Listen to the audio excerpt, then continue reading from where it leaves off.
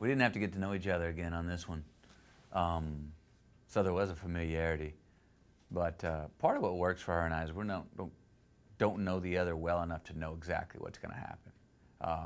And so I can still surprise her, you know. I can still tick her off. I can still annoy her, and she can annoy me. And that's part of what works for us. Is I think it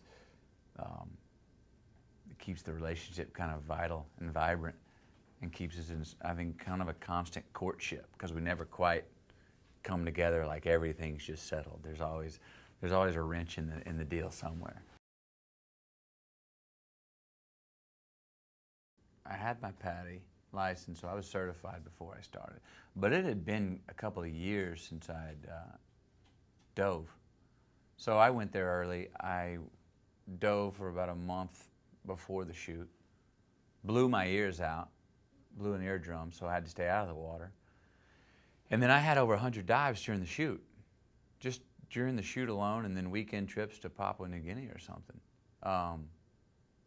So did as much, that's basically me down there in the water. I mean, the hardest, the spookiest parts were when I didn't have a regulator and had to do a lot of the scenes without air and hold my breath for such a long time, and then get in a fight scene and then bubbles are everywhere and you can't see where your air source is. So your tendency is you want to freak out, but if anyone who's ever dove before, you know the last thing you want to do is get excited. You got to really be cool down there, because if you screw up underwater, it's not like you don't usually get a second chance, I guess what I'm saying.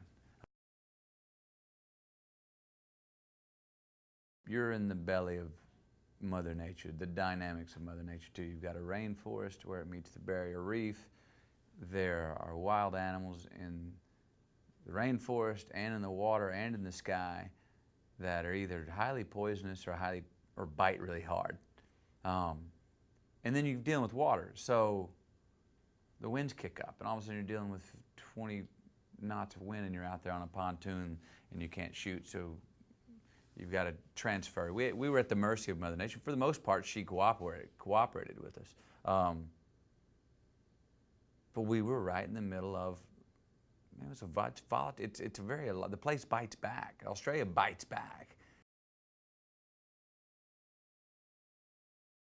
If the Earth's 2/3 water, right? And 95% of that water is unexplored.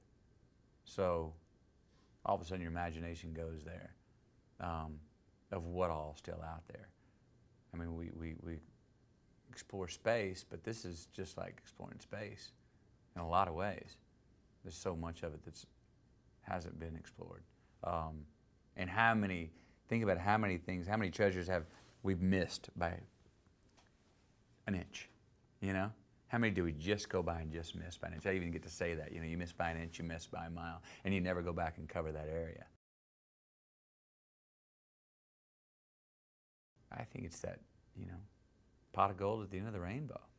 Why do we buy lottery tickets? Why do we go to Vegas? You know what I mean? But some treasure hunts are actually based on historical mysteries that are being solved, and others are just wags, wild-ass guesses, you know? Life's treated me real well. This last year manifested a lot of dreams, a lot of things that were only dreams before. Produced my first music album with an artist that's my favorite musician. Got a finished Fool's Gold, finished this, which was 6 months of some really fun and good work. Did another Just Keep Living production out of my production company that we had developed for 7 years. We shot it, and we're in post-production now. Got my website, MatthewMcConaughey.com, worked on that for 2 years to get that to a place where it's honest and a place where I can go and speak to the people online, and really they can get a true sense of who I am. I just made a baby with my girlfriend. A lot of great things are going on. A lot. It's been a big year. The reason I got my own website is that I get a little tired of reading something and I go, that's not true. Or I go, the truth's better than that.